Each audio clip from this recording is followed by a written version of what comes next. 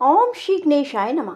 राधे राधे बंधुओं, आज मैं आपको पाप मोचनी एकादशी व्रत कथा श्रवण करवाने जा रही हूँ। बंधुओं, वैसे तो साल में आने वाली सभी एकादशियों के व्रत पापों को समाप्त करने वाले और अनंत पुण्य प्रदान करने वाले हैं, परंतु चैत्र मास के कृष्ण पक्ष की इस एकादशी का व्रत तो जन्म जन्मांतरों के पापों को नष्ट कर देता है। सभी प्रकार की समृद्धि, सुख, अंत में मोक्ष प्रदायक इस एकादशी को भगवान विष्णु की पूजा आराधना करने का शास्त्रीय विधान है। बंधुओं, भगवान श्री कृष्ण कहते हैं, हे राजन, सभी पापों को नष्ट करने वाली इस एकादशी का नाम पाप मोचनी है।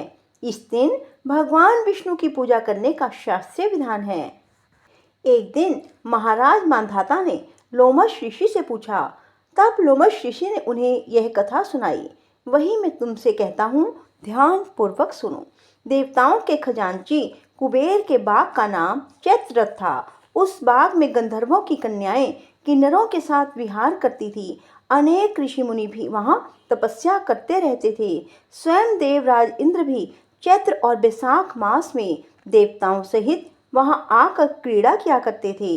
वहीं अपने आश्रम में मेधावी नाम के एक ऋषि भी तपस्या करते थे। वे शिव के परम भक्त थे। एक दिन मंजू घोषा नाम की अप्सरा ने ऋषि को मोहित करने का विचार किया। वह भय के मारे उनके समीप तो नहीं गई, परंतु दूर बैठकर वीणा पर मधुर गीत गाने लगी। उसी समय कामदेव भी मेधावी ऋषि को जीतने के लिए वहां आ पहुंचे। उन्होंने उस सुंदर अप्सरा की भौहों को धनुष, कटाक्ष को डोरी, नेत्रों को संकेत और कूचों को कुरी बनाकर मंजू घोषा को सेनापति बनाया। मेधावी ऋषि भी युवा एवं हृष्ट पुष्ट थे और साथ ही यज्ञोपवीत और दंड धारण किए हुए ब्रह्म तेज से युक्त भी। मंजू घोषा ऐसे सुंदर ऋषि को देखकर उनकी सुंदरता पर मुग्ध हो गई और अपने गीत, चूड़ियों और नुपुरों की झनकार, नृत्य और हाव भाव दिखाकर मुनि को रिझाने लगी। कुछ समय तक यही क्रम चलता रहा और अंत में कामदेव ने ऋषि को पराजित कर दिया। फलस्वरूप ऋषि मंजू घोषा के साथ रमन करने लगे और काम के इतने वशीभूत हुए कि उन्हें दिन और रात्रि का कुछ भी विचार न रहा। इस प्रकार बहुत दिन बीतने पर एक दिन मंजू घोषा बोली, हे मुनि, मुझे बहुत समय हो गया है, अब स्वर्ग जाने की आज्ञा दीजिए। तब मुनि बोले, आज इसी संध्या को आई हो, प्रातःकाल होने तक चली जाना। मुनि के ये वचन सुनकर अप्सरा कुछ समय तक और रुकी रही।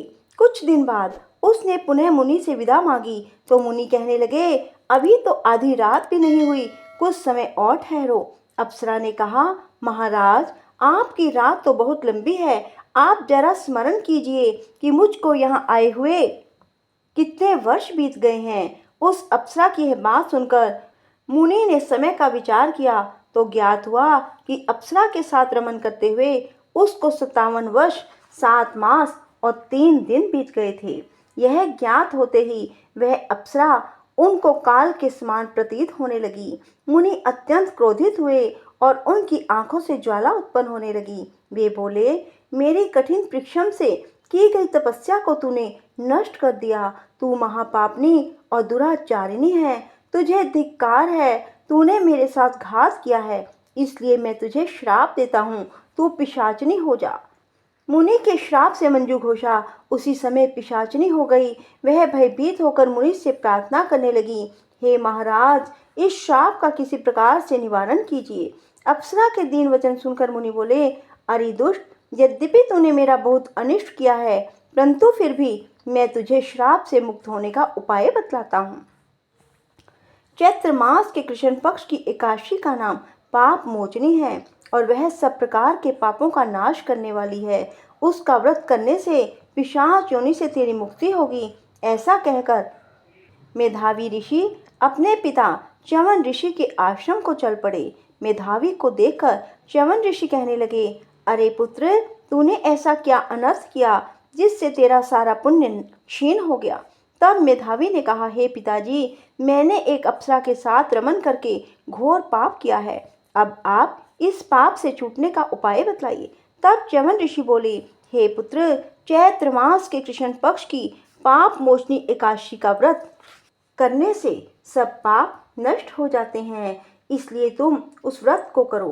पिता की आज्ञा पाकर मेधावी ऋषि ने विधिपूर्वक इस व्रत को किया, जिससे उसके सब पाप नष्ट हो गए।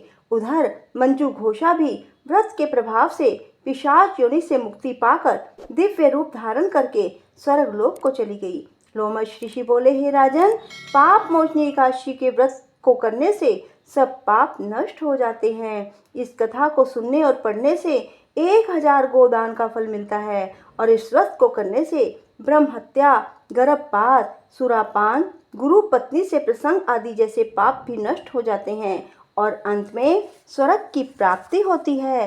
बोलो विष्णु भगवान की जय, लक्ष्मी माता की जय। बंधुओं, एकादशी व्रत करने से मनुष्य को सभी पापों से छुटकारा तो मिलता ही है, अंत में सभी को मोक्ष की प्राप्ति भी होती है और चल रहे जीवन में उनके जीवन में आर्थिक संपन्नता बनी रहती है, जो कोई भी एकादशी का व्रत करते हैं। बंधुओं, एकादशी के दिन किसी जीव की हत्या ना करें, किसी का दिल ना दुखाएं, किसी की निंदा ना करें। चावल का प्रयोग, मांसाहार का प्रयोग, शराब का प्रयोग ना करें। बंधुओं, यदि आपको हमारी वीडियो पसंद आए तो इसे लाइक करें और शेयर करना ना भूलें और कमेंट में राधे राधे ज़रूर लिखें। राधे राधे, जय श्री कृष्णा, धन्यवाद।